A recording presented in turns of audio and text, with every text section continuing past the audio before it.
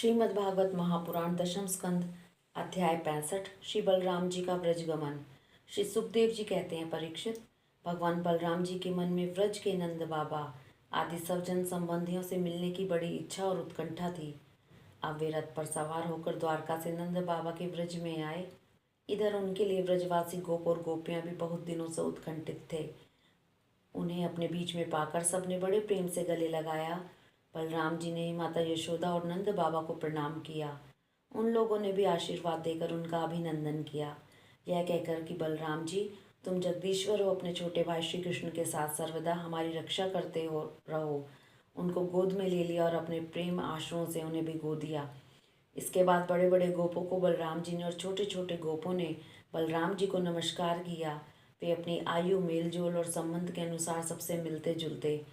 ग्वाल वालों के पास जाकर किसी से हाथ मिलाया, किसी से मीठी मीठी बातें की, किसी को खूब हंस हंस कर गले लगाया। इसके बाद जब बलराम जी की थकावट दूर हो गई, वे आराम से बैठ गए।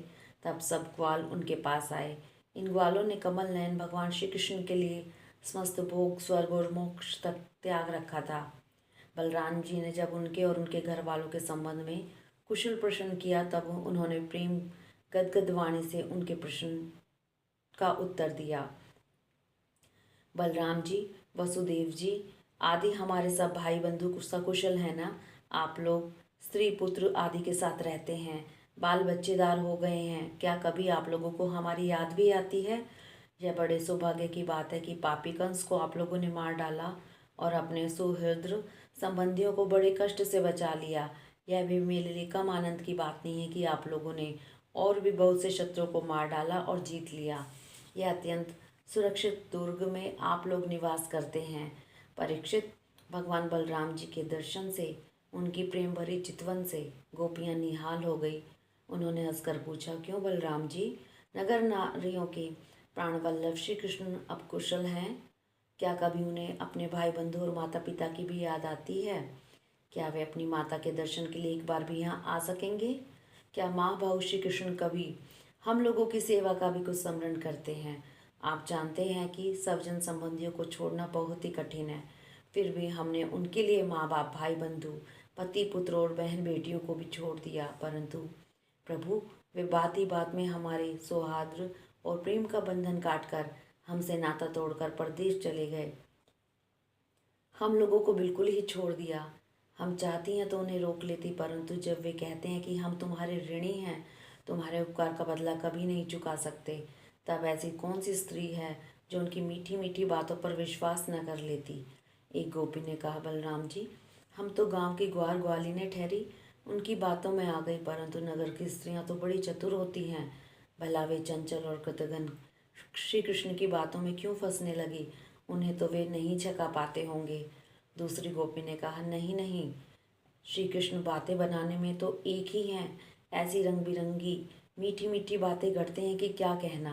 उनकी सुंदर मुस्कुराहट और प्रेम भरी चितवन से नगर नारियां भी प्रेमावेश से व्याकुल हो जाती होंगी और वे अवश्य उनकी बातों में आकर अपने को निछावर कर देती होंगी।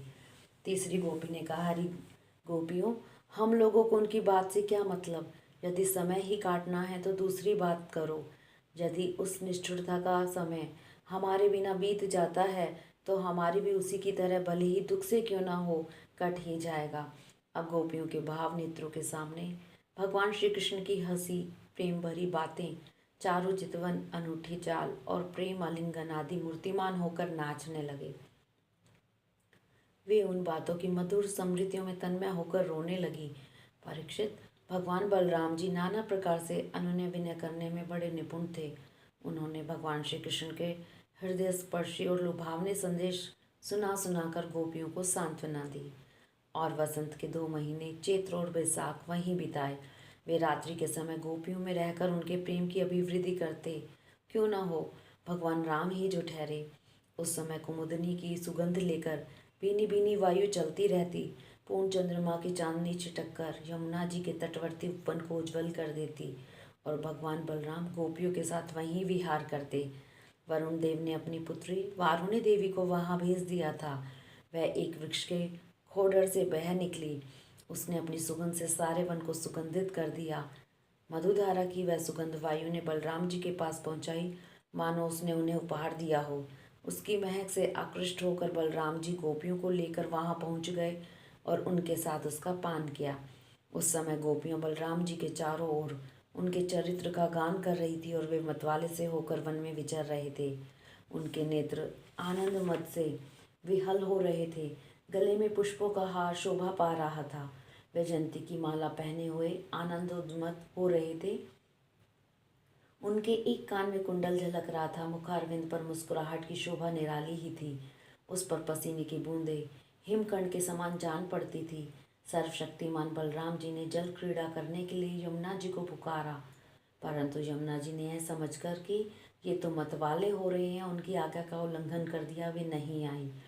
तब बलराम जी ने क्रोधपूर्वक अपने हल की नोक से उन्हें खींचा और कहा, पापिनी यमुने, मेरे बुलाने पर भी तू मेरी आज्ञा का उल्लंघन करके यहाँ नहीं आ रही है, मेरा तिरस्कार कर रही है। देख, अब मैं तुझे तेरे स्वेच्छाचार का फल खाता हूँ। अभी अभी तुझे हल्की नोक से 100 टुकड़े किए देता हूँ। जब बलराम जी ने यमुना जी को इस प्रकार डांटा फटकारा, तब वे चकित और भयभीत होकर बलराम जी के चरणों पर गिर पड़ी और गिड़गिड़ाकर प्रार्थना करने लगी। लोक अभिराम बलराम जी, महाबाहो, मैं आपका पराक्रम भूल गई थी। जगतपते, अब मैं जान गई कि आपके अंश मात्र शेष जी इस सारे जगत को धारण करते हैं। भगवान, आप परम ऐश्वर्यशाली हैं। आपके वास्तविक स्वरूप को न जानने के कारण ही मुझसे यह अपराध बन गया है। सर्व स्वरूप भक्त वत्सल, मैं आपकी शरण में हूँ। आप मेरी भूल चूक क्षमा कीजिए, मुझे छोड़ दीजिए। अब यमुना जी की प्रार्थना स्वीकार करके भगवान बलराम जी ने उन्हें क्षमा कर दिया और फिर जैसे गजराज हाथियों के साथ क्रीड़ा करता है, वैसे ही गोपियों के साथ जल क्रीड़ा करने लगे। जब वे यथाइष्ट जल विहार करके यमुना जी से बाहर निकले, तब लक्ष्मी जी ने उन्हें नीलांबर बहुमूल्य आभूषण और सोने का सुंदर हार दिया। बलराम जी ने नीले वस्त्र पहन लिए और सोने की माला गले में डाल ली। वे अंगराग लगाकर सुंदर आभूषणों से विभूषित होकर इस प्रकार शोभायमान हुए मानो इंद्र का श्वेत वर्ण ऐरावत हाथी हो। परीक्षित, यमुना जी अब भी बलराम जी के खींचे हुए मार्ग से बहती हैं और वे ऐसी जान पड़ती हैं मानो अनंत शक्ति भगवान बलराम जी का यश गान कर रही हों। बलराम जी का चित्त ब्रजवासिनी गोपियों के माधुर्य से इस प्रकार मुग्ध हो गया कि उन्हें समय का कुछ ध्यान ही न रहा। बहुत सी रात्रियां एक रात के समान व्यतीत हो गई। इस प्रकार बलराम जी ब्रज में विहार करते रहे। हरिओम तत्सत।